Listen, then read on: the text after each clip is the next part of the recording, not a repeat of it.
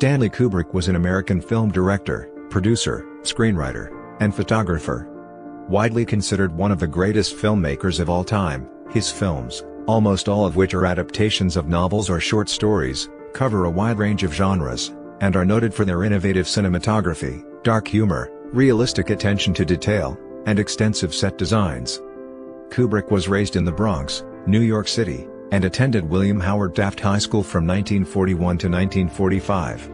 He received average grades but displayed a keen interest in literature, photography, and film from a young age, and taught himself all aspects of film production and directing after graduating from high school. After working as a photographer for Look magazine in the late 1940s and early 1950s, he began making short films on shoestring budgets, and made his first major Hollywood film, The Killing, for United Artists in 1956. This was followed by two collaborations with Kirk Douglas, the war picture Paths of Glory, 1957, and the historical epic Spartacus, 1960. Creative differences arising from his work with Douglas and the film studios, a dislike of the Hollywood industry, and a growing concern about crime in America prompted Kubrick to move to the United Kingdom in 1961, where he spent most of his remaining life and career. His home at Childwickbury Manor in Hertfordshire, which he shared with his wife Christiane, became his workplace, where he did his writing, research, editing, and management of production details. This allowed him to have almost complete artistic control over his films, but with the rare advantage of having financial support from major Hollywood studios. His first productions in Britain were two films with Peter Sellers, Lolita, 1962, an adaptation of the Vladimir Nabokov novel, and the Cold War black comedy Drive, Strangelove, 1964. A demanding perfectionist, Kubrick assumed control over most aspects of the filmmaking process, from direction and writing to editing, and took painstaking care with researching his films and staging scenes, working in close coordination with his actors, crew, and other collaborators. He often asked for several dozen retakes of the same shot in a movie, which resulted in many conflicts with his casts.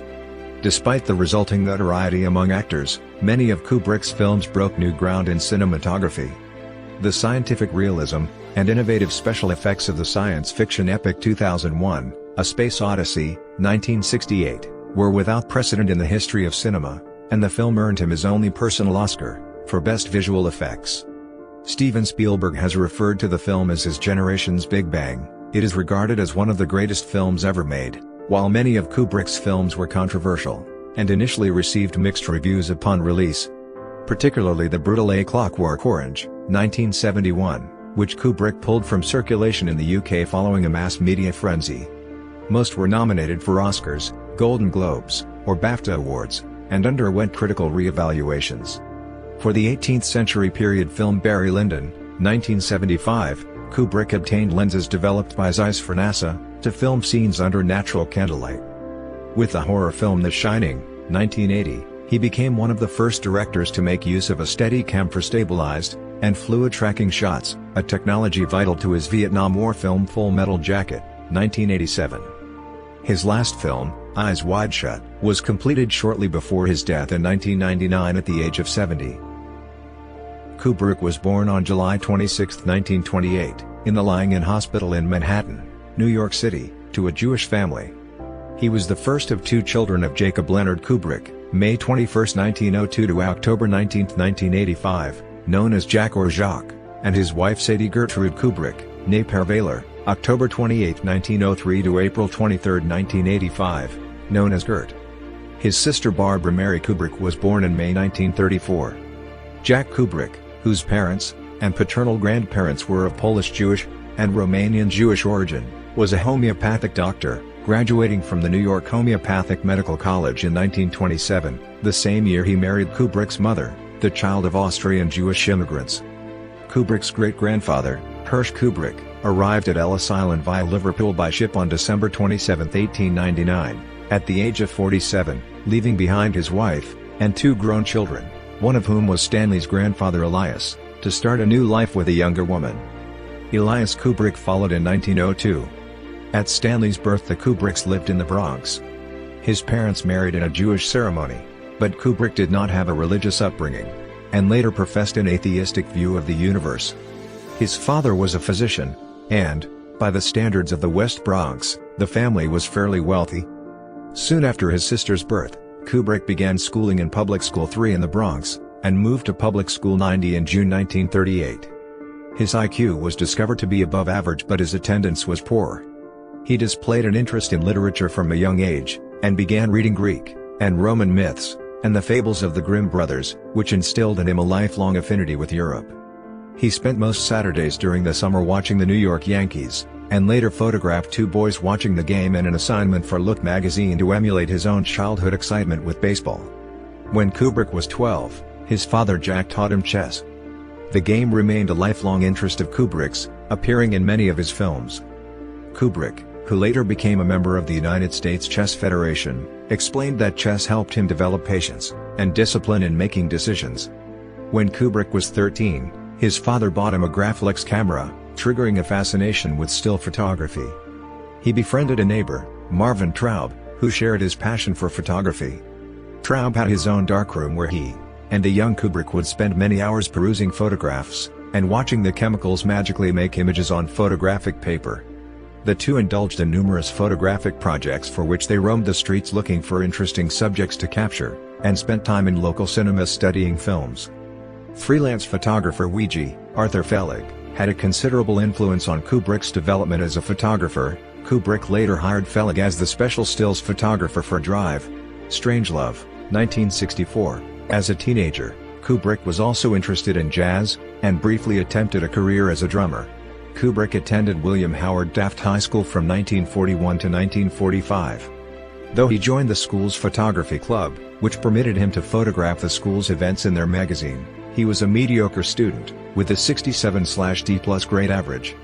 Introverted and shy, Kubrick had a low attendance record, and often skipped school to watch double-feature films. He graduated in 1945, but his poor grades, combined with the demand for college admissions from soldiers returning from the Second World War, eliminated any hope of higher education. Later in life, Kubrick spoke disdainfully of his education, and of American schooling as a whole, maintaining that schools were ineffective in stimulating critical thinking and student interest. His father was disappointed in his son's failure to achieve the excellence in school of which he knew Stanley was fully capable. Jack also encouraged Stanley to read from the family library at home, while permitting Stanley to take up photography as a serious hobby. While in high school, Kubrick was chosen as an official school photographer. In the mid-1940s, since he was unable to gain admission to day session classes at colleges, he briefly attended evening classes at the City College of New York. Eventually, he sold a photographic series to Look magazine, which was printed on June 26, 1945. Kubrick supplemented his income by playing chess for quarters in Washington Square Park, and various Manhattan chess clubs. In 1946, he became an apprentice photographer for Look, and later a full-time staff photographer. G.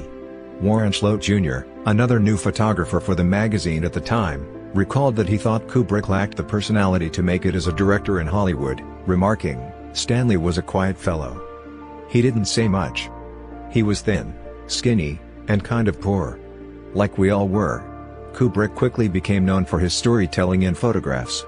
His first, published on April 16, 1946, was entitled A Short Story from a Movie Balcony, and staged a fracas between a man and a woman, during which the man is slapped in the face, caught genuinely by surprise. In another assignment, 18 pictures were taken of various people waiting in a dental office. It has been said retrospectively that this project demonstrated an early interest of Kubrick in capturing individuals and their feelings in mundane environments. In 1948, he was sent to Portugal to document a travel piece, and covered the Ringling Brothers, and Barnum, and Bailey Circus in Sarasota, Florida. A boxing enthusiast, Kubrick eventually began photographing boxing matches for the magazine. His earliest, Prize Fighter, was published on January 18, 1949, and captured a boxing match, and the events leading up to it, featuring Walter Cartier. On April 2, 1949, he published photo essay Chicago City of Extremes in Look, which displayed his talent early on for creating atmosphere with imagery. The following year, in July 1950, the magazine published his photo essay, Working Debutante, Betsy von Furstenberg, which featured a Pablo Picasso portrait of Angel F. de Soto in the background. Kubrick was also assigned to photograph numerous jazz musicians, from Frank Sinatra and Errol Garner to George Lewis, Eddie Condon, Phil Napoleon, Papa Celestin, Alphonse Picou, Muggsy Spanier, Sharky Bonanno, and others. Kubrick married his high school sweetheart Toba Metz on May 28, 1948. They lived together in a small apartment at 36 West 16th Street, off 6th Avenue just north of Greenwich Village. During this time, Kubrick began frequenting film screenings at the Museum of Modern Art and New York City cinemas. He was inspired by the complex, fluid camera work of director Max Ophuls, whose films influenced Kubrick's visual style, and by the director Elia Kazan, whom he described as America's best director at that time, with his ability of performing miracles with his actors. Friends began to notice Kubrick had become obsessed with the art of filmmaking. One friend, David Vaughn, observed that Kubrick would scrutinize the film at the cinema when it went silent, and would go back to reading his paper when people started talking. He spent many hours reading books on film theory, and writing notes. He was particularly inspired by Sergei Eisenstein, and Arthur Rothstein, the photographic technical director of Look magazine. Kubrick shared a love of film with his school friend Alexander Singer, who after graduating from high school had the intention of directing a film version of Homer's Iliad. Through Singer, who worked in the offices of the newsreel production company, The March of Time, Kubrick learned it could cost $40,000 to make a proper short film, money he could not afford. He had $1,500 in savings, and produced a few short documentaries fueled by encouragement from Singer. He began learning all he could about filmmaking on his own, calling film suppliers, laboratories, and equipment rental houses. Kubrick decided to make a short film documentary about boxer Walter Cartier, whom he had photographed and written about for Look magazine a year earlier.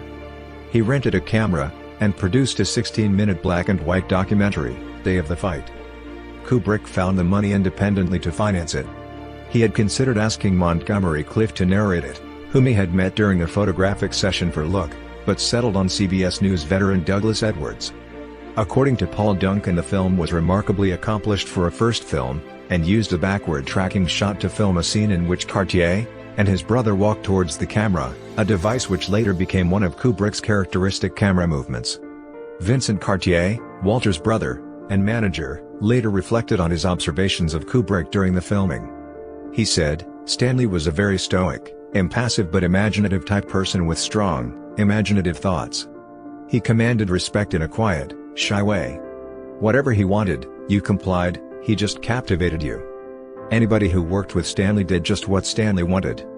After a score was added by Singer's friend Gerald Fried, Kubrick had spent $3,900 in making it, and sold it to RKO Pathé for $4,000, which was the most the company had ever paid for a short film at the time. Kubrick described his first effort at filmmaking as having been valuable since he believed himself to have been forced to do most of the work, and he later declared that the best education in film is to make one. Inspired by this early success, Kubrick quit his job at Look, and visited professional filmmakers in New York City, asking many detailed questions about the technical aspects of filmmaking. He stated that he was given the confidence during this period to become a filmmaker because of the number of bad films he had seen, remarking, "I don't know a goddamn thing about movies, but I know I can make a better film than that." He began making Flying Padre, 1951, a film which documents Reverend Fred Stottmuller, who travels some 4,000 miles to visit his 11 churches. The film was originally going to be called Sky Pilot, a pun on the slang term for a priest. During the course of the film, the priest performs a burial service, confronts a boy bullying a girl, and makes an emergency flight to aid a sick mother and baby into an ambulance. Several of the views from and of the plane in Flying Padre are later echoed in 2001, A Space Odyssey, 1968, with the footage of the spacecraft, and a series of close-ups on the faces of people attending the funeral were most likely inspired by Sergei Eisenstein's battleship Potemkin, 1925, and Ivan the Terrible, 1944-1958. Flying Padre was followed by The Seafarers, 1953, Kubrick's first color film, which was shot for the Seafarers International Union in June 1953. It depicted the logistics of a democratic union, and focused more on the amenities of seafaring other than the act. For the cafeteria scene in the film, Kubrick chose a dolly shot to establish the life of the seafarers community. This kind of shot would later become a signature technique. The sequence of Paul Hall, Secretary-Treasurer of the SIU Atlantic, and Gulf District, speaking to members of the Union echoes scenes from Eisenstein's Strike, 1925, and October, 1928. Day of the Fight, Flying Padre, and The Seafarers constitute Kubrick's only surviving documentary works. Some historians believe he made others. After raising $1,000 showing his short films to friends and family, Kubrick found the finances to begin making his first feature film, Fear and Desire, 1953, originally running with the title The Trap, written by his friend Howard Sackler. Kubrick's uncle, Martin Pervaler, a Los Angeles pharmacy owner, invested a further $9,000 on condition that he be credited as executive producer of the film. Kubrick assembled several actors, and a small crew totaling 14 people, 5 actors, 5 crewmen, and 4 others to help transport the equipment, and flew to the San Gabriel Mountains in California for a 5-week, low-budget shoot. Later renamed The Shape of Fear before finally being named Fear and Desire, it is a fictional allegory about a team of soldiers who survive a plane crash, and are caught behind enemy lines in a war. During the course of the film, one of the soldiers becomes infatuated with an attractive girl in the woods, and binds her to a tree. This scene is noted for its close-ups on the face of the actress. Kubrick had intended for Fear and Desire to be a silent picture in order to ensure low production costs. The added sounds, effects, and music ultimately brought production costs to around $53,000, exceeding the budget. He was bailed out by producer Richard de Rochemont on the condition that he help in de Rochemont's production of a 5-part television series about Abraham Lincoln on location in Hodgenville, Kentucky. Fear and Desire was a commercial failure, but garnered several positive reviews upon release. Critics such as the reviewer from the New York Times believed that Kubrick's professionalism as a photographer shone through in the picture, and that he artistically caught glimpses of the grotesque attitudes of death, the wolfishness of hungry men, as well as their bestiality, and in one scene, the racking effect of lust on a pitifully juvenile soldier, and the pinyon girl he is guarding. Columbia University scholar Mark Van Doren was highly impressed by the scenes with the girl bound to the tree, remarking that it would live on as a beautiful, terrifying, and weird sequence which illustrated Kubrick's immense talent, and guaranteed his future success. Kubrick himself later expressed embarrassment with Fear and Desire, and attempted over the years to keep prints of the film out of circulation.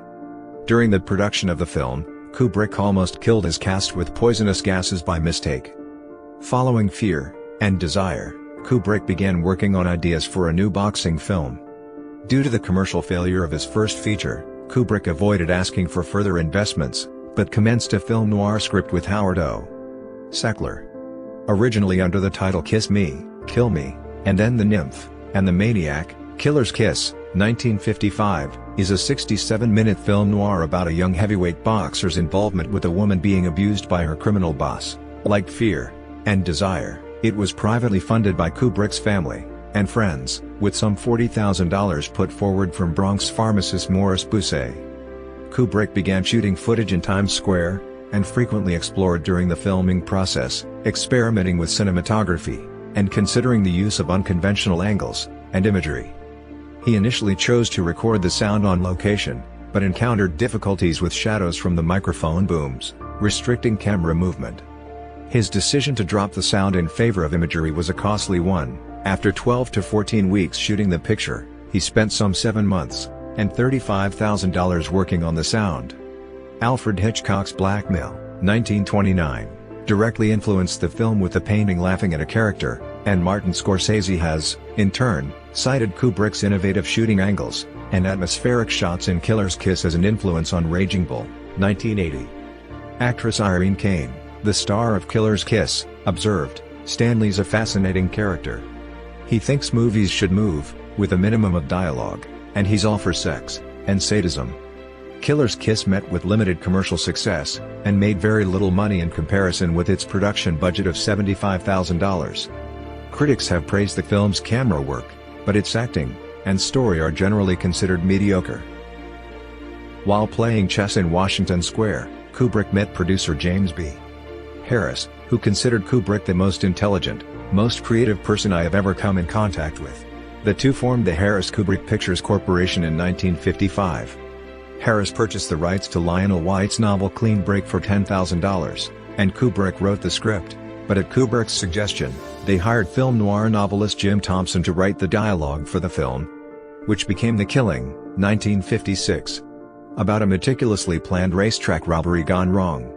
The film starred Sterling Hayden, who had impressed Kubrick with his performance in The Asphalt Jungle, 1950. Kubrick and Harris moved to Los Angeles, and signed with the Jaffe Agency to shoot the picture, which became Kubrick's first full-length feature film shot with a professional cast and crew. The union in Hollywood stated that Kubrick would not be permitted to be both the director and the cinematographer, resulting in the hiring of veteran cinematographer Lucien Ballard. Kubrick agreed to waive his fee for the production, which was shot in 24 days on a budget of $330,000. He clashed with Ballard during the shooting, and on one occasion Kubrick threatened to fire Ballard following a camera dispute, despite being aged only 27, and 20 years Ballard's junior. Hayden recalled Kubrick was cold and detached. Very mechanical, always confident. "I've worked with few directors who are that good." The Killing failed to secure a proper release across the United States. The film made little money, and was promoted only at the last minute, as a second feature to the Western movie Bandito, 1956. Several contemporary critics lauded the film, with a reviewer for Time comparing its camera work to that of Orson Welles.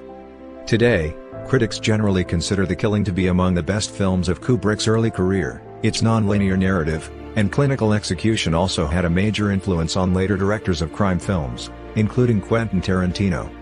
Dore Schary of Metro-Goldwyn-Mayer was highly impressed as well, and offered Kubrick and Harris $75,000 to write, direct, and produce a film, which ultimately became Paths of Glory, 1957. Paths of Glory, set during World War I, is based on Humphrey Cobb's 1935 anti-war novel. Schary was familiar with the novel, but stated that MGM would not finance another war picture, given their backing of the anti-war film The Red Badge of Courage, 1951. After Schary was fired by MGM in a major shakeup, Kubrick and Harris managed to interest Kirk Douglas in playing Colonel Dax. Douglas, in turn, signed Harris Kubrick Pictures to a three-picture co-production deal with his film production company, Brina Productions, which secured a financing and distribution deal for Paths of Glory, and two subsequent films with United Artists. The film, shot in Munich, from March 1957, follows a French army unit ordered on an impossible mission, and follows with a war trial of three soldiers, arbitrarily chosen, for misconduct. Dax is assigned to defend the men at court-martial. For the battle scene, Kubrick meticulously lined up 6 cameras one after the other along the boundary of no man's land, with each camera capturing a specific field, and numbered, and gave each of the hundreds of extras a number for the zone in which they would die. Kubrick operated an reflex camera for the battle, zooming in on Douglas. Paths of Glory became Kubrick's first significant commercial success, and established him as an up-and-coming young filmmaker. Critics praised the film's unsentimental, spare, and unvarnished combat scenes, and its raw, black-and-white cinematography. Despite the praise, the Christmas release date was criticized, and the subject was controversial in Europe. The film was banned in France until 1974 for its unflattering depiction of the French military, and was censored by the Swiss Army until 1970. In October 1957, after Paths of Glory had its world premiere in Germany, Brina Productions optioned Canadian church minister turned master safecracker Herbert Emerson Wilson's autobiography, I Stole $16 Million, especially for Stanley Kubrick and James B. Harris. The picture was to be the second in the co-production deal between Brina Productions and Harris Kubrick Pictures, which Kubrick was to write and direct, Harris to co-produce, and Douglas to co-produce and star. In November 1957, Gavin Lambert was signed as story editor for I Stole $16 Million, and with Kubrick, finished a script titled God-Fearing Man, but the picture was never filmed. Marlon Brando contacted Kubrick, asking him to direct a film adaptation of the Charles Neater Western novel, The Authentic Death of Henry Jones, featuring Pat Garrett and Billy the Kid. Brando was impressed, saying Stanley is unusually perceptive and delicately attuned to people. He has an adroit intellect and is a creative thinker. Not a repeater, not a fact-gatherer.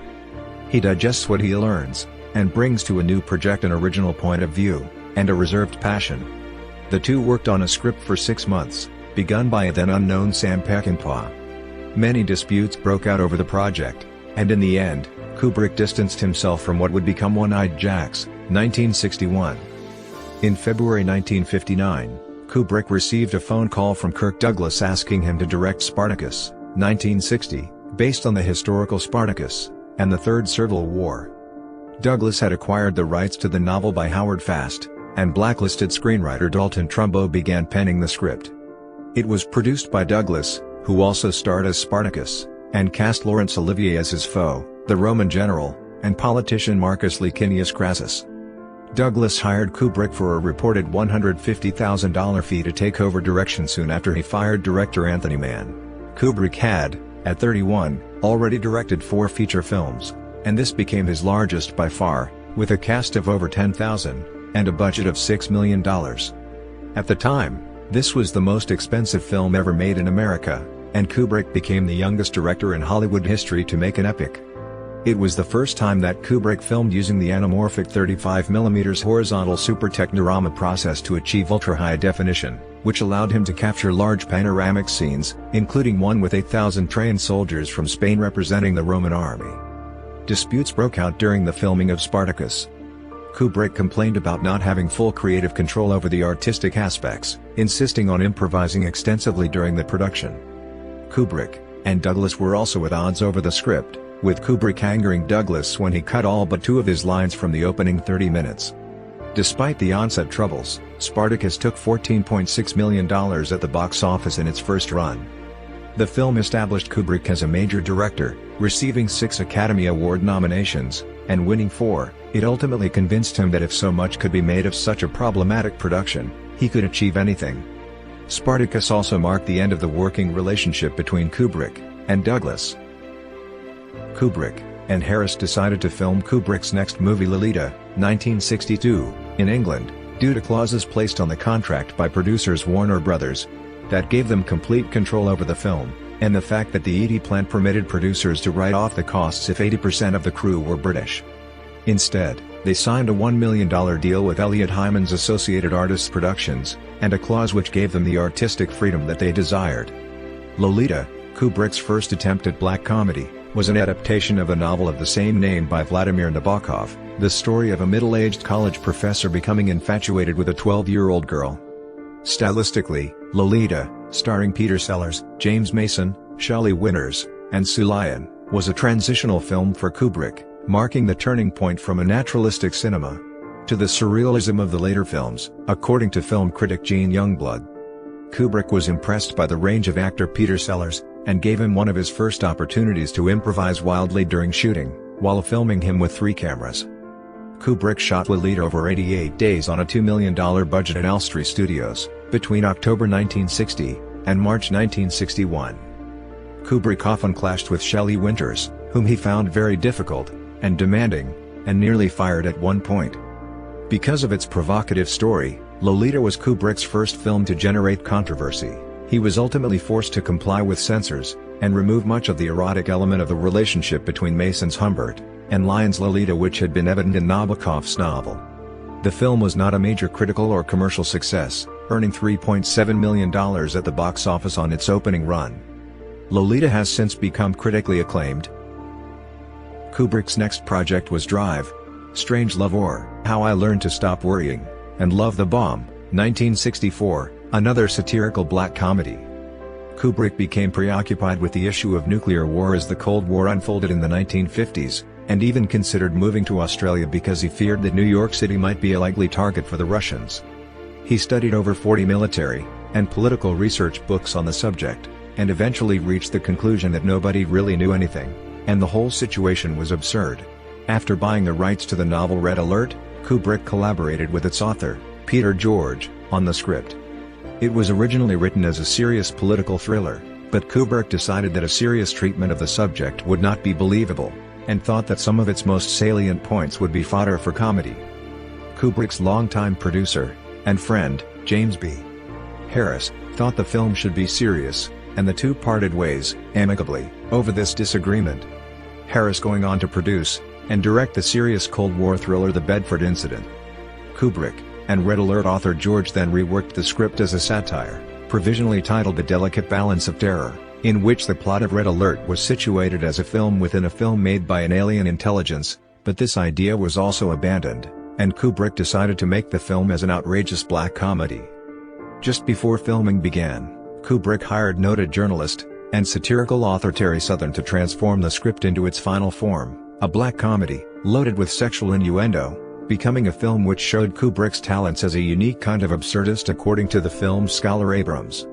Southern made major contributions to the final script, and was co-credited, above Peter George, in the film's opening titles. His perceived role in the writing later led to a public rift between Kubrick and Peter George, who subsequently complained in a letter to Life magazine that Southern's intense but relatively brief, November 16 to December 28, 1962, involvement with the project was being given undue prominence in the media, while his own role as the author of the film's source novel, and his 10-month stint as the script's co-writer, were being downplayed, a perception Kubrick evidently did little to address. Kubrick found that Drive, Strangelove, a $2 million production which employed what became the first important visual effects crew in the world, would be impossible to make in the US, for various technical and political reasons, forcing him to move production to England. It was shot in 15 weeks, ending in April 1963, after which Kubrick spent 8 months editing it. Peter Sellers again agreed to work with Kubrick, and ended up playing 3 different roles in the film. Upon release, the film stirred up much controversy and mixed opinions. The New York Times film critic Bosley Crowther worried that it was a discredit, and even contempt for our whole defense establishment. The most shattering sick joke I've ever come across, while Robert Brustein of Out of This World in a February 1970 article called it a Juvenalian satire. Kubrick responded to the criticism, stating, "A satirist is someone who has a very skeptical view of human nature, but who still has the optimism to make some sort of a joke out of it. However brutal that joke might be."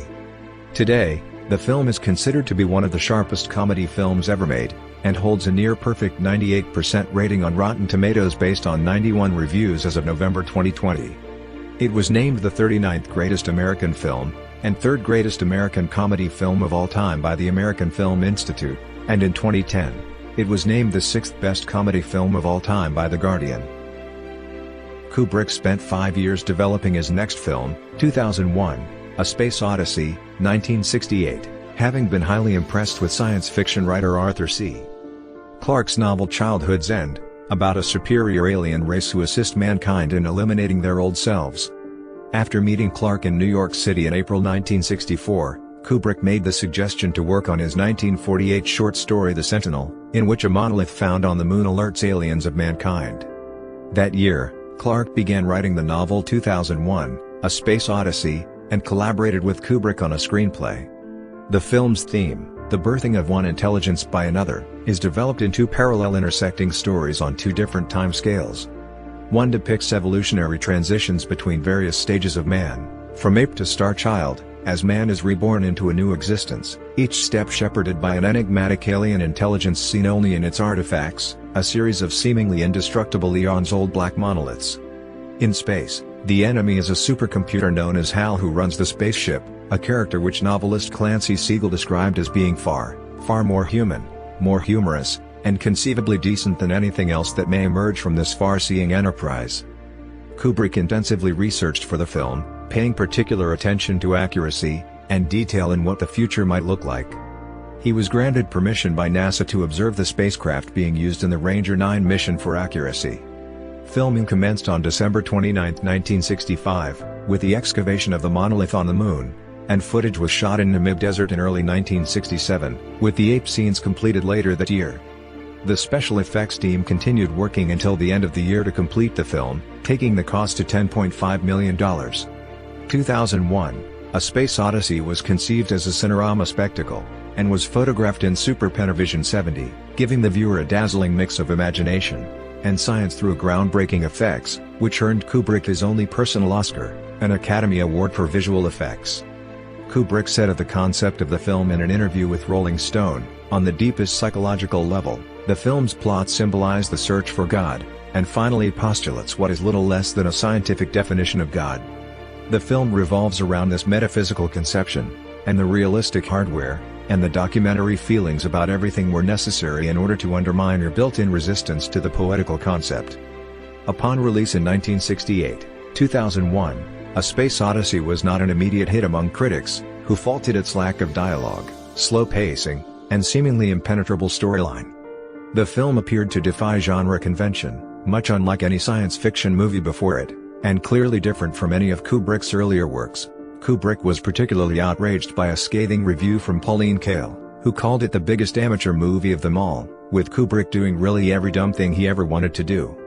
Despite mixed contemporary critical reviews, 2001 gradually gained popularity, and earned $31 million worldwide by the end of 1972. Today, it is widely considered to be one of the greatest, and most influential films ever made, and is a staple on all-time top 10 lists. Baxter describes the film as one of the most admired, and discussed creations in the history of cinema, and Steven Spielberg has referred to it as the Big Bang of his filmmaking generation. For biographer Vincent Lobruto, it positioned Stanley Kubrick as a pure artist ranked among the masters of cinema.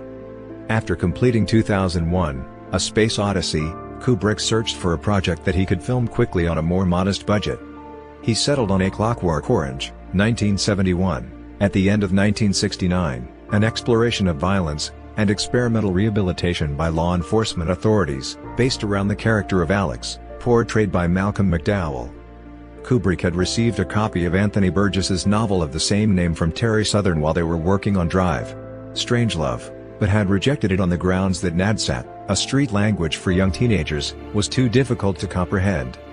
The decision to make a film about the degeneration of youth reflected contemporary concerns. In 1969, the New Hollywood movement was creating a great number of films that depicted the sexuality and rebelliousness of young people. A Clockwork Orange was shot over 1970 to 1971 on a budget of £2 million. Kubrick abandoned his use of CinemaScope in filming, deciding that the 1.66:1 widescreen format was, in the words of Baxter, an acceptable compromise between spectacle and intimacy, and favored his rigorously symmetrical framing, which increased the beauty of his compositions. The film heavily features pop erotica of the period, including a giant white plastic set of male genitals, decor which Kubrick had intended to give it a slightly futuristic look. McDowell's role in Lindsay Anderson's If 1968 was crucial to his casting as Alex, and Kubrick professed that he probably would not have made the film if McDowell had been unavailable. Because of its depiction of teenage violence, A Clockwork Orange became one of the most controversial films of its time, and part of an ongoing debate about violence and its glorification in cinema.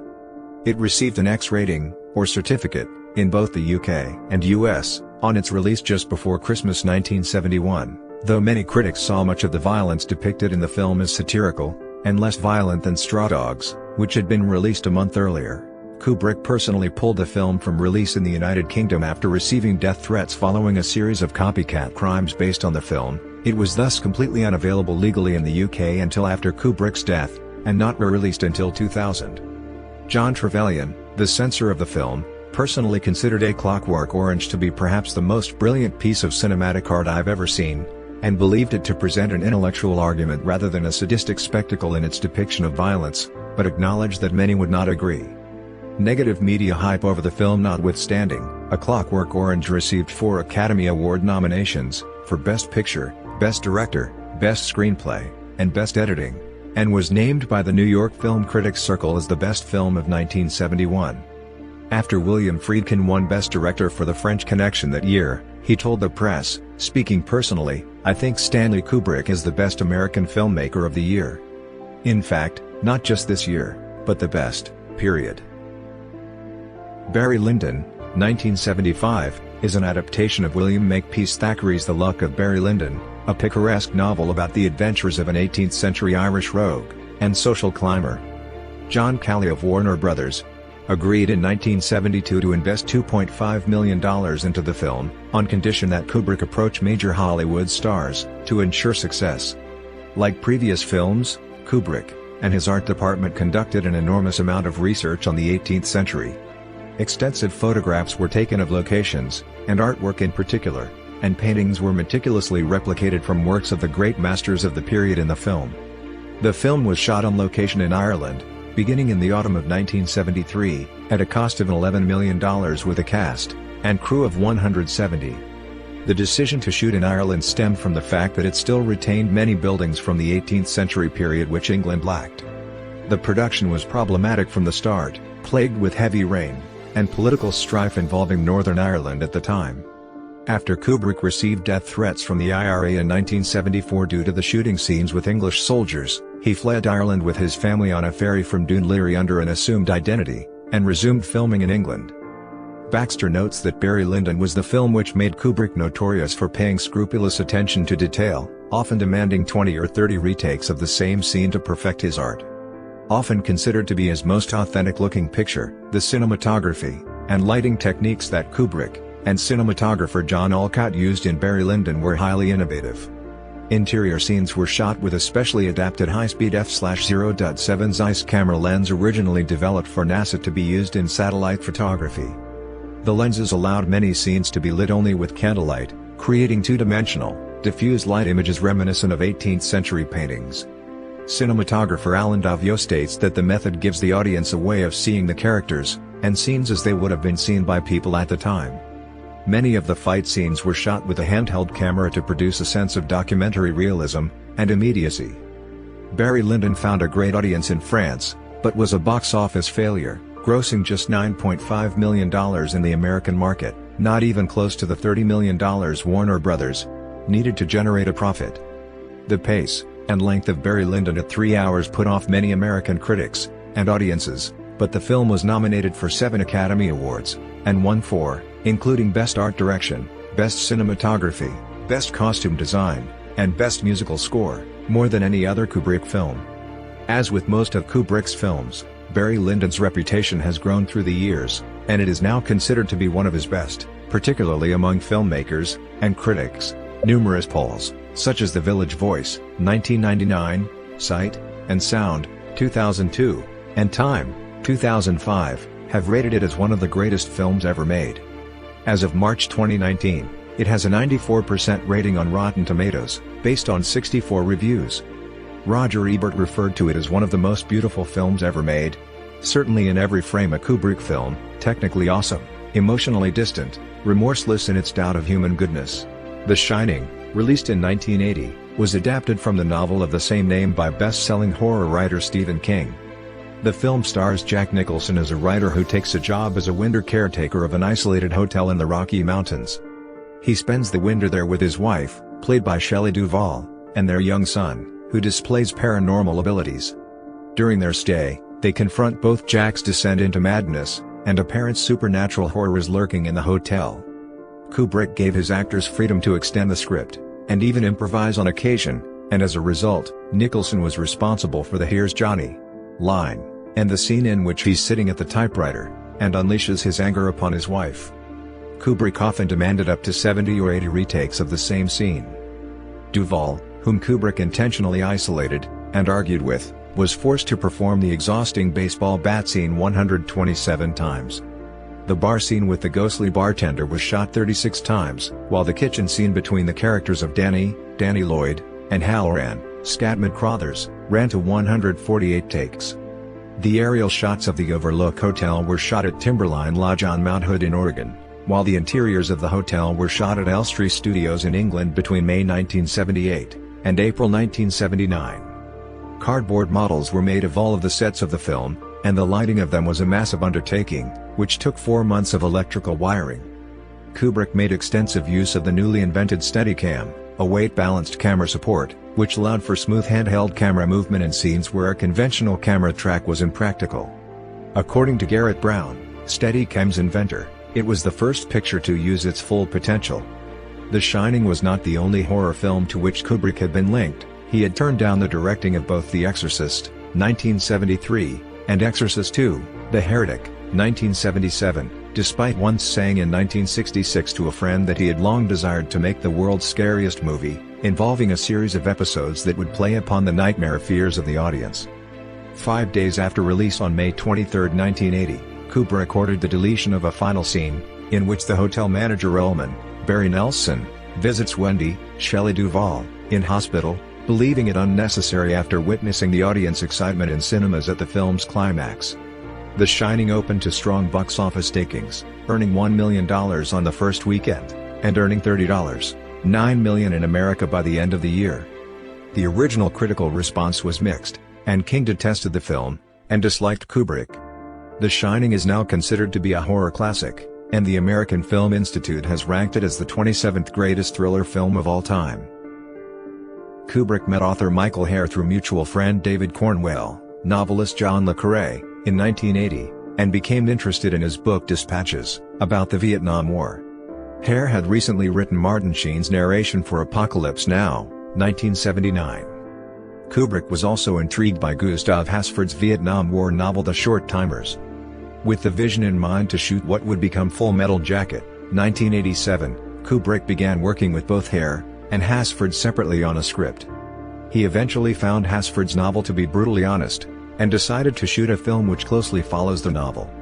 All of the film was shot at a cost of $17 million within a 30-mile radius of his house between August 1985 and September 1986, later than scheduled as Kubrick shut down production for 5 months following a near-fatal accident with a Jeep involving Lear May. A derelict gasworks in Beckton in the London Docklands area posed as the ruined city of Hue, which makes the film visually very different from other Vietnam War films. Around 200 palm trees were imported via 40-foot trailers by road from North Africa, at a cost of £1,000 a tree, and thousands of plastic plants were ordered from Hong Kong to provide foliage for the film. Kubrick explained he made the film look realistic by using natural light, and achieved a newsreel effect by making the Steadicam shots less steady, which reviewers and commentators thought contributed to the bleakness and seriousness of the film.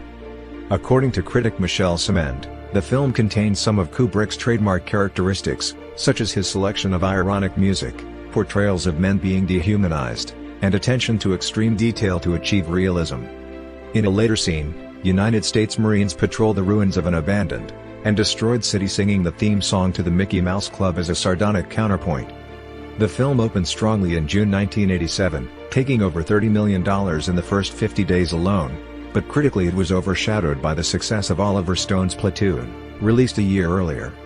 Co-star Matthew Modine stated one of Kubrick's favorite reviews read, "The first half of FMJ is brilliant.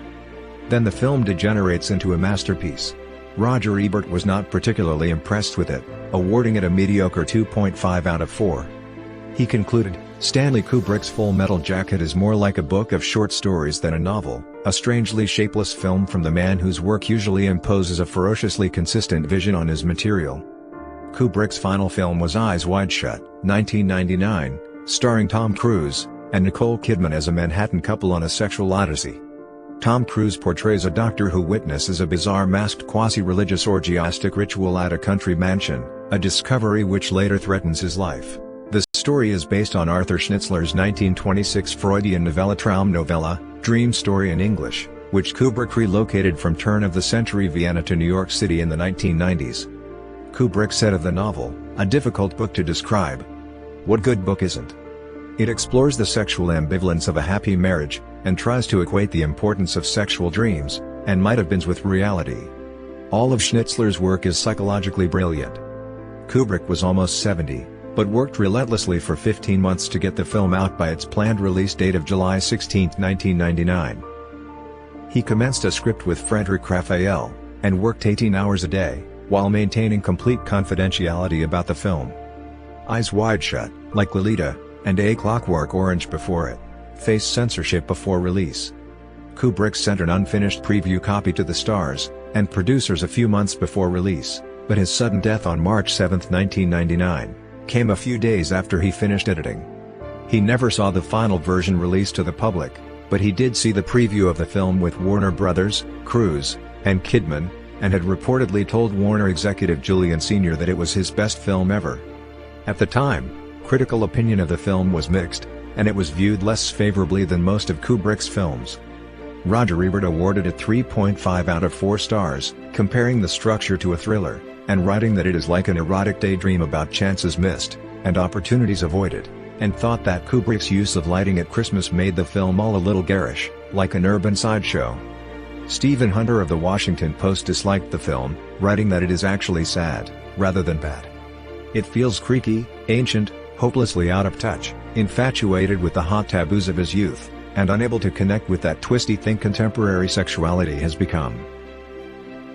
Throughout the 1980s, and early 1990s, Kubrick collaborated with Brian Aldiss on expanding his short story Super Toys Last All Summer Long into a 3-act film. It was a futuristic fairy tale about a robot that resembles, and behaves as a child, and his efforts to become a real boy in a manner similar to Pinocchio. Kubrick approached Spielberg in 1995 with the AI script with the possibility of Steven Spielberg directing it, and Kubrick producing it. Kubrick reportedly held long telephone discussions with Spielberg regarding the film, and, according to Spielberg, at one point stated that the subject matter was closer to Spielberg's sensibilities than his. Following Kubrick's 1999 death, Spielberg took the drafts, and notes left by Kubrick, and his writers, and composed a new screenplay based on an earlier 90-page story treatment by Ian Watson written under Kubrick's supervision and specifications. In association with what remained of Kubrick's production unit, he directed the movie AI, Artificial Intelligence, 2001, which was produced by Kubrick's longtime producer and brother-in-law, Jan Harlan. Sets, costumes, and art direction were based on the works of conceptual artist Chris Baker, who had also done much of his work under Kubrick's supervision. Spielberg was able to function autonomously in Kubrick's absence, but said he felt inhibited to honor him, and followed Kubrick's visual schema with as much fidelity as he could. Spielberg, who once referred to Kubrick as the greatest master I ever served, now with production underway, admitted, "I felt like I was being coached by a ghost." The film was released in June 2001. It contains a posthumous production credit for Stanley Kubrick at the beginning, and the brief dedication for Stanley Kubrick at the end. John Williams's score contains many allusions to pieces heard in other Kubrick films. Following 2001, A Space Odyssey, Kubrick planned to make a film about the life of Napoleon. Fascinated by the French leader's life and self-destruction, Kubrick spent a great deal of time planning the film's development, and conducted about 2 years of research into Napoleon's life, reading several hundred books, and gaining access to his personal memoirs and commentaries. He tried to see every film about Napoleon, and found none of them appealing, including Abel Gance's 1927 film, which is generally considered to be a masterpiece, but for Kubrick, a really terrible movie. Lobruto states that Napoleon was an ideal subject for Kubrick, embracing Kubrick's passion for control, power, obsession, strategy, and the military, while Napoleon's psychological intensity and depth, logistical genius, and war, sex, and the evil nature of man were all ingredients which deeply appealed to Kubrick. Kubrick drafted a screenplay in 1961, and envisaged making a grandiose epic, with up to 40,000 infantry, and 10,000 cavalry. He intended hiring the armed forces of an entire country to make the film, as he considered Napoleonic battles to be so beautiful, like vast lethal ballets, with an aesthetic brilliance that doesn't require a military mind to appreciate. He wanted them replicated as authentically as possible on screen. Kubrick sent research teams to scout for locations across Europe, and commissioned screenwriter and director Andrew Birkin, one of his young assistants on 2001, to the Isle of Elba, Austerlitz, and Waterloo, taking thousands of pictures for his later perusal. Kubrick approached numerous stars to play leading roles, including Audrey Hepburn for Empress Josephine, a part which she could not accept due to semi-retirement. British actors David Hemmings and Ian Holm were considered for the lead role of Napoleon, before Jack Nicholson was cast. The film was well into pre-production, and ready to begin filming in 1969 when MGM cancelled the project. Numerous reasons have been cited for the abandonment of the project, including its projected cost, a change of ownership at MGM, and the poor reception that the 1970 Soviet film about Napoleon, Waterloo, received. In 2011, Taschen published the book Stanley Kubrick's Napoleon, The Greatest Movie Never Made, a large volume compilation of literature and source documents from Kubrick, such as scene photo ideas, and copies of letters Kubrick wrote and received. In March 2013, Steven Spielberg, who previously collaborated with Kubrick on AI, Artificial Intelligence, and is a passionate admirer of his work, announced that he would be developing Napoleon as a TV miniseries based on Kubrick's original screenplay. In the 1950s, Kubrick and Harris developed a sitcom starring Ernie Kovacs, and a film adaptation of the book I Stole $16 Million, but nothing came of them. Tony Fruin, an assistant who worked with the director for a long period of time, revealed in a 2013 Atlantic article, Kubrick was limitlessly interested in anything to do with Nazis, and desperately wanted to make a film on the subject. Kubrick had intended to make a film about Dietrich Schultz-Kohn, a Nazi officer who used the pen name Drive Jazz to write reviews of German music scenes during the Nazi era. Kubrick had been given a copy of the Meigs Weren book Swing Under the Nazis after he had finished production on Full Metal Jacket, the front cover of which featured a photograph of Schultz-Kohn. A screenplay was never completed, and Kubrick's adaptation was never initiated. The unfinished Aryan Papers, based on Louis Begley's debut novel Wartime Lies, was a factor in the abandonment of the project. Work on Aryan Papers depressed Kubrick enormously, and he eventually decided that Steven Spielberg's Schindler's List, 1993, covered much of the same material. According to biographer John Baxter, Kubrick had shown an interest in directing a pornographic film based on a satirical novel written by Terry Southern, titled Blue Movie, about a director who makes Hollywood's first big-budget porn film. Baxter claims that Kubrick concluded he did not have the patience or temperament to become involved in the porn industry, and Southern stated that Kubrick was too ultra-conservative towards sexuality to have gone ahead with it, but liked the idea. Kubrick was unable to direct a film of Umberto Eco's Foucault's Pendulum as Eco had given his publisher instructions to never sell the film rights to any of his books after his dissatisfaction with the film version of The Name of the Rose. Also, when the film rights to Tolkien's The Lord of the Rings were sold to United Artists, the Beatles approached Kubrick to direct them in a film adaptation, but Kubrick was unwilling to produce a film based on a very popular book. Anyone who has ever been privileged to direct a film knows that, although it can be like trying to write War and Peace in a bumper car at an amusement park, when you finally get it right, there are not many joys in life that can equal the feeling. Stanley Kubrick, accepting the D.W. Griffith Award. As a young man, Kubrick was fascinated by the films of Soviet filmmakers such as Sergei Eisenstein and Vsevolod Pudovkin. Kubrick read Pudovkin's seminal theoretical work, Film Technique, which argues that editing makes film a unique art form, and it needs to be employed to manipulate the medium to its fullest. Kubrick recommended this work to others for many years. Thomas Nelson describes this book as the greatest influence of any single written work on the evolution of Kubrick's private aesthetics. Kubrick also found the ideas of Konstantin Stanislavski to be essential to his understanding the basics of directing, and gave himself a crash course to learn his methods. Kubrick's family, and many critics felt that his Jewish ancestry may have contributed to his worldview, and aspects of his films. After his death, both his daughter and wife stated that he was not religious, but did not deny his Jewishness, not at all. His daughter noted that he wanted to make a film about the Holocaust, the Aryan Papers, having spent years researching the subject. Most of Kubrick's friends, and early photography and film collaborators were Jewish, and his first two marriages were to daughters of recent Jewish immigrants from Europe. British screenwriter Frederick Raphael, who worked closely with Kubrick in his final years, believes that the originality of Kubrick's films was partly because he had a Jewish respect for scholars. He declared that it was absurd to try to understand Stanley Kubrick without reckoning on Jewishness as a fundamental aspect of his mentality. Walker notes that Kubrick was influenced by the tracking and fluid camera styles of director Max Ophuls, and used them in many of his films, including Paths of Glory, and 2001, A Space Odyssey. Kubrick noted how in Ophuls' films the camera went through every wall, and every floor. He once named Ophuls' Le Plaisir, 1952, as his favorite film. According to film historian John Wakeman, Ophuls himself learned the technique from director Anatole Litvak in the 1930s, when he was his assistant, and whose work was replete with the camera trackings, pans, and swoops which later became the trademark of Max Ophuls. Jeffrey Cox believes that Kubrick was also influenced by Ophuls' stories of thwarted love, and a preoccupation with predatory men, while Hare notes that Kubrick was deeply inspired by G.W. Pabst, who earlier tried, but was unable to adapt Schnitzler's Traumnovella, The Basis of Eyes Wide Shut. Film historian/critic Robert Kolker sees the influence of Wells' moving camera shots on Kubrick's style. Lo Bruto notes that Kubrick identified with Wells, and that this influenced the making of The Killing, with its multiple points of view, extreme angles, and deep focus. Kubrick admired the work of Ingmar Bergman, and expressed it in personal letter, "Your vision of life has moved me deeply, much more deeply than I have ever been moved by any films.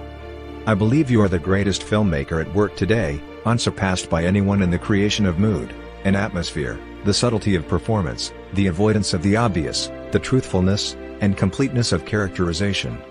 To this one must also add everything else that goes into the making of a film, and I shall look forward with eagerness to each of your films."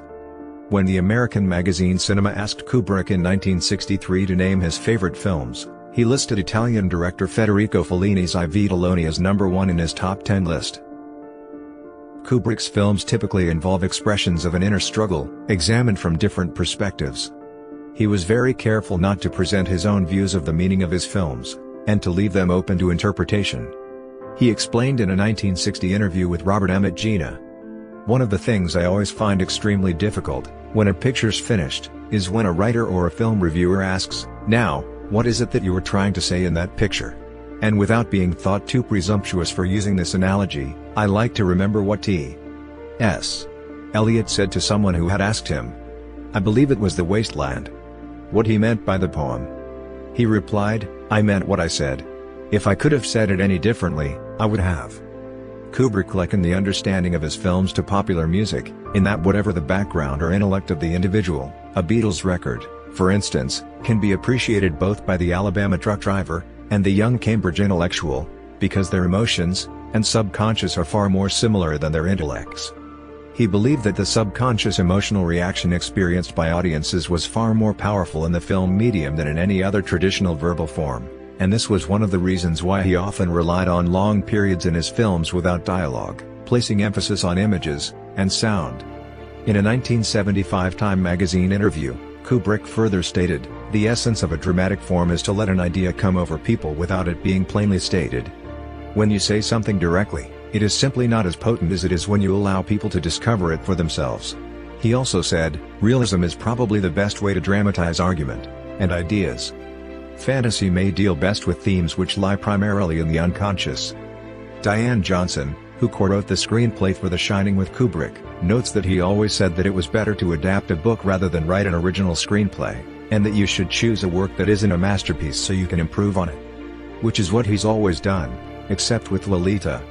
When deciding on a subject for a film, there were many aspects that he looked for, and he always made films which would appeal to every sort of viewer, whatever their expectation of film. According to his co-producer Jan Harlan, Kubrick mostly wanted to make films about things that mattered, that not only had form, but substance. Kubrick believed that audiences quite often were attracted to enigmas and allegories, and did not like films in which everything was spelled out clearly. Sexuality in Kubrick's films is usually depicted outside matrimonial relationships in hostile situations. Baxter states that Kubrick explores the furtive and violent side alleys of the sexual experience, voyeurism, domination, bondage, and rape in his films. He further points out that films like A Clockwork Orange are powerfully homoerotic, from Alex walking about his parents' flat and his wife runts, one eye being made up with doll-like false eyelashes, to his innocent acceptance of the sexual advances of his post-corrective advisor Deltroid, Aubrey Morris. Indeed, the film is believed to have been at least partially inspired by the landmark work of queer cinema Funeral Parade of Roses. Film critic Adrian Turner notes that Kubrick's films appear to be preoccupied with questions of universal and inherited evil, and Malcolm McDowell referred to his humor as black as coal, questioning his outlook on humanity. A few of his pictures were obvious satires and black comedies, such as Lolita and Drive. Strangelove. Many of his other films also contained less visible elements of satire or irony. His films are unpredictable, examining the duality and contradictions that exist in all of us. Cement notes how Kubrick often tried to confound audience expectations by establishing radically different moods from one film to the next, remarking that he was almost obsessed with contradicting himself, with making each work a critique of the previous one.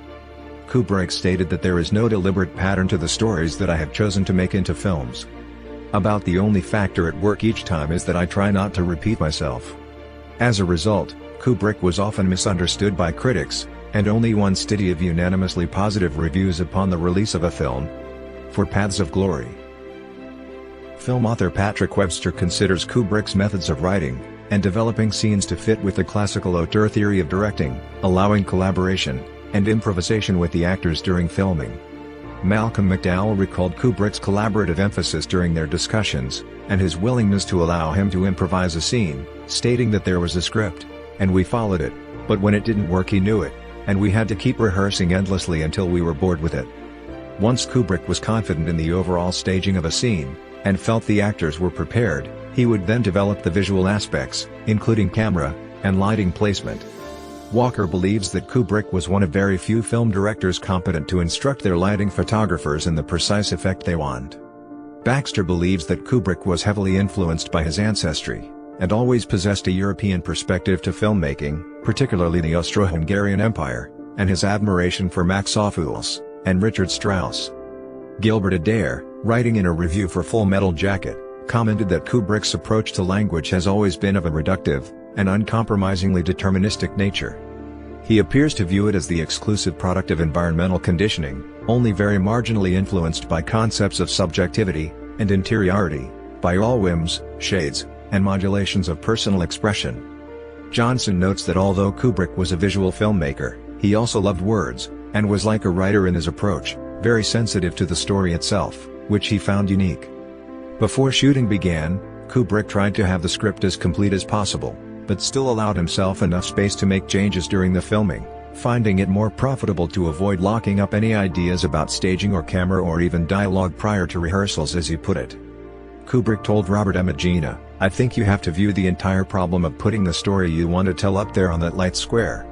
It begins with the selection of the property, it continues through the creation of the story, the sets, the costumes, the photography, and the acting. And when the picture is shot, it's only partially finished. I think the cutting is just a continuation of directing a movie. I think the use of music effects, opticals, and finally main titles are all part of telling the story. And I think the fragmentation of these jobs, by different people, is a very bad thing." Kubrick also said, "I think that the best plot is no apparent plot. I like a slow start, the start that gets under the audience's skin, and involves them so that they can appreciate grace notes, and soft tones, and don't have to be pounded over the head with plot points, and suspense tools." Kubrick was notorious for demanding multiple takes during filming to perfect his art, and his relentless approach was often extremely demanding for his actors. Jack Nicholson remarked that Kubrick would often demand up to 50 takes of a scene. Nicole Kidman explains that the large number of takes he often required stopped actors from consciously thinking about technique, thereby helping them enter a deeper place. Kubrick's high take ratio was considered by some critics as irrational. He firmly believed that actors were at their best during the filming, as opposed to rehearsals, due to the sense of intense excitement that it generates. Kubrick explained, "Actors are essentially emotion-producing instruments, and some are always tuned and ready while others will reach a fantastic pitch on one take, and never equal it again, no matter how hard they try. When you make a movie, it takes a few days just to get used to the crew, because it is like getting undressed in front of 50 people. Once you're accustomed to them, the presence of even one other person on set is discordant, and tends to produce self-consciousness in the actors, and certainly in itself." He also told biographer Michelle Cement, "It's invariably because the actors don't know their lines, or don't know them well enough. An actor can only do one thing at a time, and when he learned his lines only well enough to say them while he's thinking about them, he will always have trouble as soon as he has to work on the emotions of the scene or find camera marks. In a strong emotional scene, it is always best to be able to shoot in complete takes to allow the actor a continuity of emotion, and it is rare for most actors to reach their peak more than once or twice. There are, occasionally, scenes which benefit from extra takes, but even then, I'm not sure that the early takes aren't just glorified rehearsals with the adding adrenaline of film running through the camera." Kubrick would devote his personal breaks to having lengthy discussions with actors. Among those who valued his attention was Tony Curtis, star of Spartacus, who said Kubrick was his favorite director, adding, "His greatest effectiveness was his one-on-one relationship with actors." He further added, Kubrick had his own approach to filmmaking. He wanted to see the actors' faces. He didn't want cameras always in a wide shot 25 feet away, he wanted close-ups, he wanted to keep the camera moving. That was his style. Similarly, Malcolm McDowell recalls the long discussions he had with Kubrick to help him develop his character in A Clockwork Orange, noting that on set he felt entirely uninhibited and free, which is what made Kubrick such a great director. Kubrick also allowed actors at times to improvise, and to break the rules, particularly with Peter Sellers in Lolita, which became a turning point in his career as it allowed him to work creatively during the shooting, as opposed to the pre-production stage. During an interview, Ryan O'Neal recalled Kubrick's directing style, "God, he works you hard. He moves you, pushes you, helps you, gets cross with you, but above all he teaches you the value of a good director. Stanley brought out aspects of my personality and acting instincts that had been dormant. My strong suspicion was that I was involved in something great."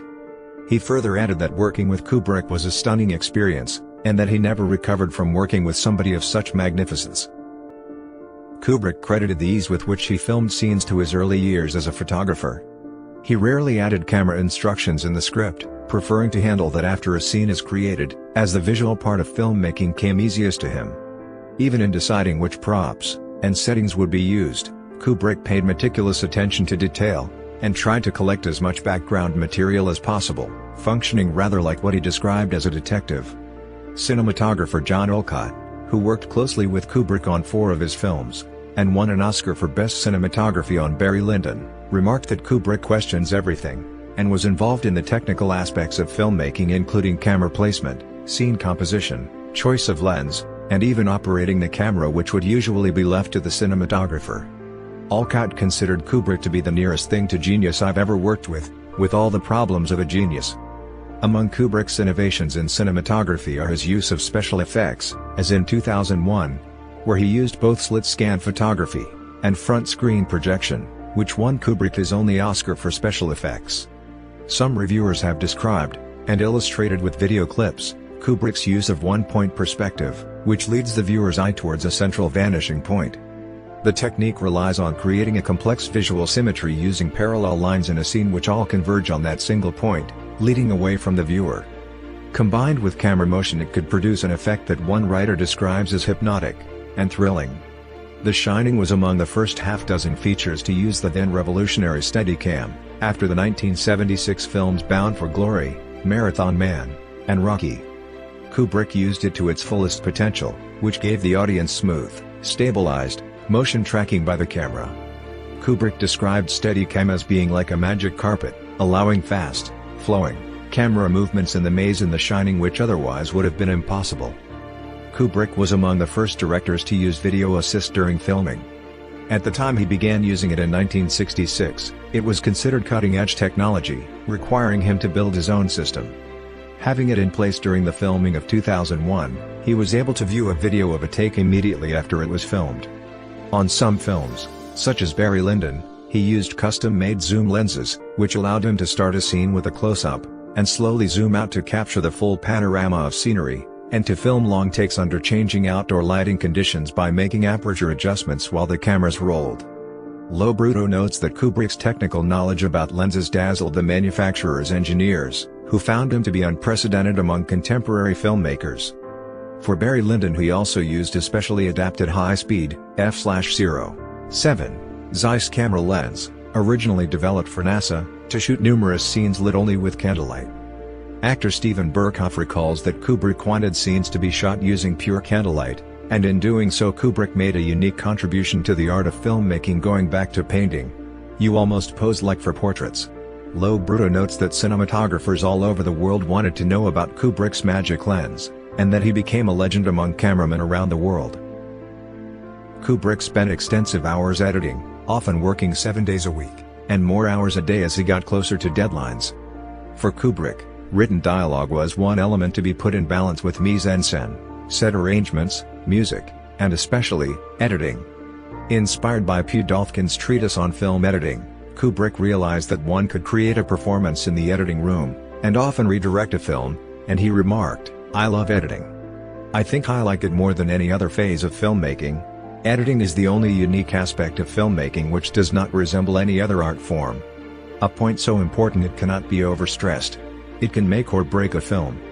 Biographer John Baxter stated that instead of finding the intellectual spine of a film in the script before starting work, Kubrick felt his way towards the final version of a film by shooting each scene from many angles, and demanding scores of takes on each line. Then over months, he arranged and rearranged the tens of thousands of scraps of film to fit a vision that really only began to emerge during editing. Kubrick's attention to music was an aspect of what many referred to as his perfectionism, and extreme attention to minute details, which his wife Christiane attributed to an addiction to music. In his last 6 films, Kubrick usually chose music from existing sources, especially classical compositions. He preferred selecting recorded music over having it composed for a film, believing that no hired composer could do as well as the public domain classical composers. He also felt that building scenes from great music often created the most memorable scenes in the best films. In one instance, for a scene in Barry Lyndon which was written into the screenplay as merely, "Barry duels with Lord Bullingdon," he spent 42 working days in the editing phase. During that period, he listened to what Lo Bruto describes as every available recording of 17th and 18th century music, acquiring thousands of records to find Handel's saraband used to score the scene.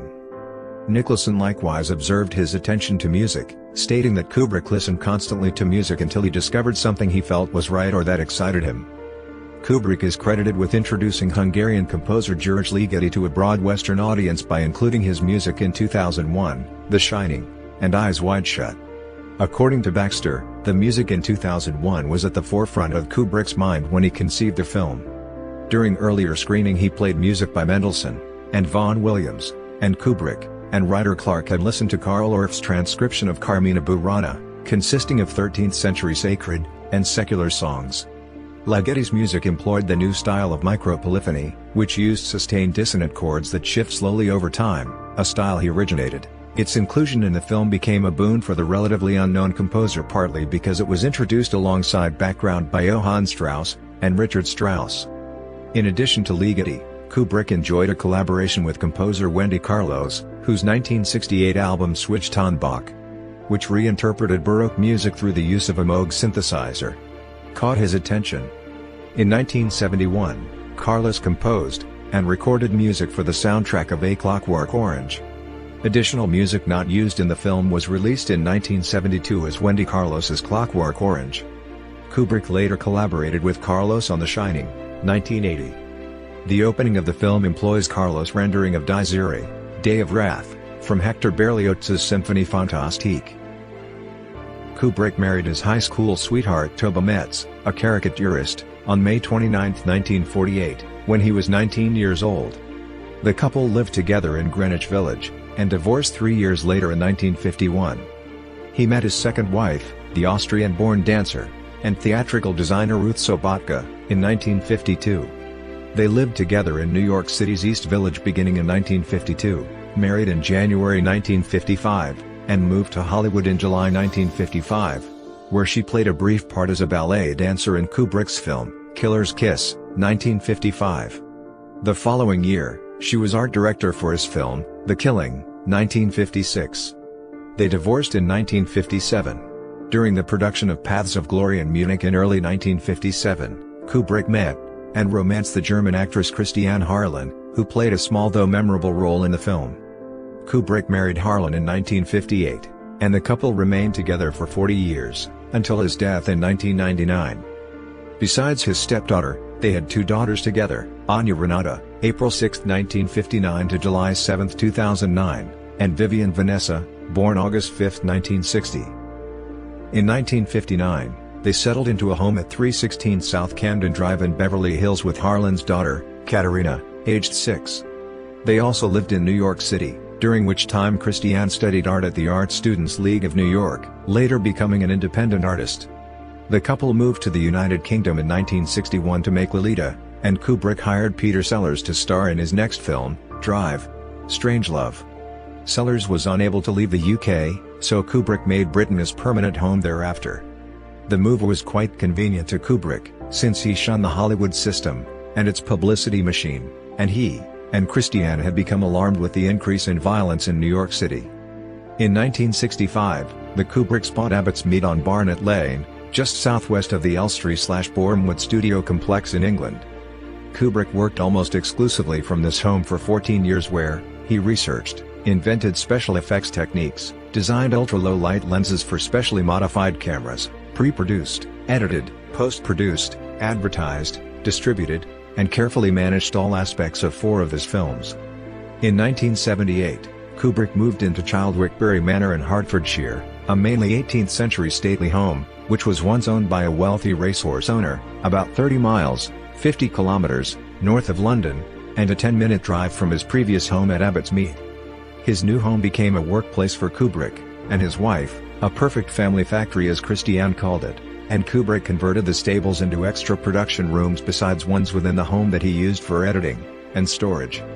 A workaholic, Kubrick rarely took a vacation or left England during the 40 years before his death. Lo Bruto notes that Kubrick's confined way of living and desire for privacy has led to spurious stories about his reclusiveness, similar to those of Greta Garbo, Howard Hughes, and J.D. Salinger. Michael Hare, Kubrick's co-screenwriter on Full Metal Jacket, who knew him well, considers his reclusiveness to be myth. He was in fact a complete failure as a recluse. unless you believe that a recluse is simply someone who seldom leaves his house. Stanley saw a lot of people. He was one of the most gregarious men I ever knew, and it didn't change anything that most of this conviviality went on over the phone. Lo Bruto states that one of the reasons he acquired a reputation as a recluse was that he insisted in remaining near his home, but the reason for this was that for Kubrick there were only 3 places on the planet he could make high-quality films with the necessary technical expertise and equipment: Los Angeles, New York City, or around London. He disliked living in Los Angeles, and thought London a superior film production center to New York City. As a person, Kubrick was described by Norman Lloyd as a very dark, sort of a glowering type who was very serious. Marissa Berenson, who starred in Barry Lyndon, fondly recalled, "There was great tenderness in him, and he was passionate about his work." What was striking was his enormous intelligence, but he also had a great sense of humor. He was a very shy person, and self-protective, but he was filled with the thing that drove him 24 hours of the day. Kubrick was particularly fond of machines and technical equipment, to the point that his wife Christiane once stated that Stanley would be happy with 8 tape recorders and 1 pair of pants. Kubrick had obtained a pilot's license in August 1947, and some have claimed that he later developed a fear of flying, stemming from an incident in the early 1950s when a colleague was killed in a plane crash. Kubrick had been sent the charred remains of his camera and notebooks which, according to Duncan, traumatized him for life. Kubrick also had a strong mistrust of doctors and medicine. On March 7, 1999, 6 days after screening a final cut of Eyes Wide Shut for his family and the stars, Kubrick died in his sleep at the age of 70, suffering a heart attack. His funeral was held 5 days later at Childwoodbury Manor, with only close friends and family in attendance, totaling about 100 people. The media were kept a mile away outside the entrance gate. Alexander Walker, who attended the funeral, described it as a family farewell, almost like an English picnic, with cellists, clarinetists, and singers providing song and music from many of his favorite classical compositions. Kaddish, the Jewish prayer typically said by mourners, and in other contexts, was recited. A few of his obituaries mentioned his Jewish background. Among those who gave eulogies were Terry Semel, Jan Harlan, Steven Spielberg, Nicole Kidman, and Tom Cruise. He was buried next to his favorite tree on the estate. In her book dedicated to Kubrick, his wife Christiane included one of his favorite quotations of Oscar Wilde: "The tragedy of old age is not that one is old but that one is young." For a complete list of all films Stanley Kubrick was involved in, see the main article, Stanley Kubrick Filmography. Part of the new Hollywood filmmaking wave, Kubrick's films are considered by film historian Michel Ciment to be among the most important contributions to world cinema in the 20th century, and he is frequently cited as one of the greatest and most influential directors in the history of cinema. According to film historian and Kubrick scholar Robert Kolker, Kubrick's films were more intellectually rigorous than the work of any other American filmmaker. Leading directors, including Martin Scorsese, Steven Spielberg, Wes Anderson, George Lucas, James Cameron, Terry Gilliam, the Coen brothers, Ridley Scott, and George A. Romero, have cited Kubrick as a source of inspiration, and additionally in the case of Spielberg and Scott, collaboration. On the DVD of Eyes Wide Shut, Steven Spielberg comments that the way Kubrick tells a story is antithetical to the way we are accustomed to receiving stories, and that nobody could shoot a picture better in history. Orson Welles, one of Kubrick's greatest personal influences and favorite directors, said that, "Among those whom I would call younger generation, Kubrick appears to me to be a giant."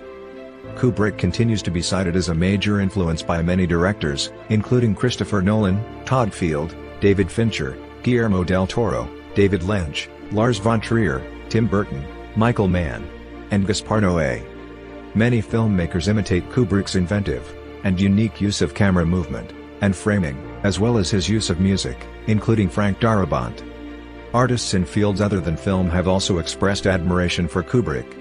English musician and poet P.J. Harvey, in an interview about her 2011 album Let England Shake, argued that something about what is not said in his films, there's so much space, so many things that are silent, and somehow, in that space and silence everything becomes clear. With every film, he seems to capture the essence of life itself, particularly in films like Paths of Glory, 2001, A Space Odyssey, Barry Lyndon. Those are some of my favorites. The music video for Kanye West's 2010 song Runaway was inspired by Eyes Wide Shut. Pop singer Lady Gaga's concert shows have included the use of dialogue, costumes, and music from A Clockwork Orange. In 2000, BAFTA renamed their Britannia Lifetime Achievement Award the Stanley Kubrick Britannia Award, joining the likes of D.W. Griffith, Laurence Olivier, Cecil B. DeMille, and Irving Thalberg, all of whom have annual awards named after them. Kubrick won this award in 1999, and subsequent recipients have included George Lucas, Warren Beatty, Tom Cruise, Robert De Niro, Clint Eastwood, and Daniel Day-Lewis. Many people who worked with Kubrick on his films created the 2001 documentary Stanley Kubrick, A Life in Pictures, produced and directed by Kubrick's brother-in-law, Jan Harlan, who had executive produced Kubrick's last 4 films. The first public exhibition of material from Kubrick's personal archives was presented jointly in 2004 by the Deutsches Filmmuseum and Deutsches Architekturmuseum in Frankfurt, Germany, in cooperation with Christiane Kubrick and Jan Harlan, the Stanley Kubrick estate. In 2009, an exhibition of paintings and photos inspired by Kubrick's films was held in Dublin, Ireland, entitled Stanley Kubrick, Taming Light. On October 30, 2012, an exhibition devoted to Kubrick opened at the Los Angeles County Museum of Art, LACMA, and concluded in June 2013. Exhibits include a wide collection of documents, photographs, and on-set material assembled from 800 boxes of personal archives that were stored in Kubrick's home workplace in the UK. Many celebrities attended, and spoke at the museum's pre-opening gala, including Steven Spielberg, Tom Hanks, and Jack Nicholson, while Kubrick's widow, Christiane, appeared at the pre-gala press review. In October 2013, the Brazil São Paulo International Film Festival paid tribute to Kubrick, staging an exhibit of his work, and a retrospective of his films. The exhibit opened at the Toronto International Film Festival, TIFF, in late 2014, and ended in January 2015. Kubrick is widely referenced in popular culture. For example, the TV series The Simpsons is said to contain more references to Kubrick films than any other pop culture phenomenon. When the Directors Guild of Great Britain gave Kubrick a Lifetime Achievement Award, they included a cut-together sequence of all the homages from the show. Several works have been created that related to Kubrick's life, including the made-for-TV mockumentary Dark Side of the Moon, 2002, which is a parody of the pervasive conspiracy theory that Kubrick had been involved with the faked footage of the NASA moon landings during the filming of 2001, A Space Odyssey. Color Me Kubrick, 2005, was authorized by Kubrick's family, and starred John Malkovich as Alan Conway, a con artist who had assumed Kubrick's identity in the 1990s. In the 2004 film The Life and Death of Peter Sellers, Kubrick was portrayed by Stanley Tucci. The film documents the filming of Drive, Strangelove. In April 2018, the month that marked the 50th anniversary of 2001, A Space Odyssey, the International Astronomical Union named the largest mountain of Pluto's moon Charon after Kubrick. From October 2019 to March 2020, the Skirball Cultural Center hosted an exhibition called Through a Different Lens, Stanley Kubrick Photographs, a show focusing on Kubrick's early career.